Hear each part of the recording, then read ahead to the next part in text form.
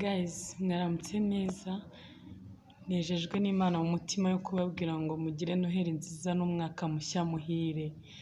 Ndabashimiye mwebwe mukomeje gukora subscribe, mukomeze muhe n'abandi cyangwa se mukore share, bakomeze bakore subscribe, noneho YouTube irushaho kugenda izamuka.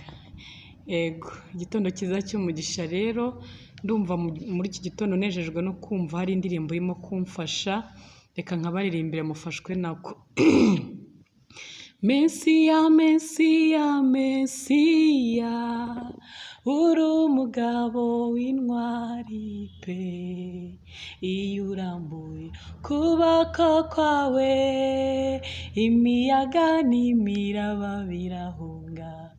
Mesiya, Mesiya, Mesiya, uri umugabo w'intwari pe, iyo urambuye ukuboko kwawe imiyaga n'imiraba birahunga.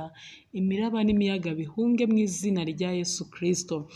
Hari imiyaga y'uburwayi yakwadukiriye, hari imiyaga y'ubukene, iyo ngiyo Kristo nayizemo ihunge mu izina rya Yesu Kristo.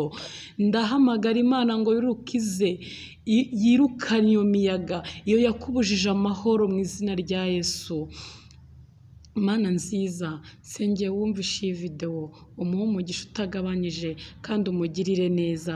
Ukomeze natwe uduhe umugisha muri rusange kandi uburinzi burusheho kwaguka.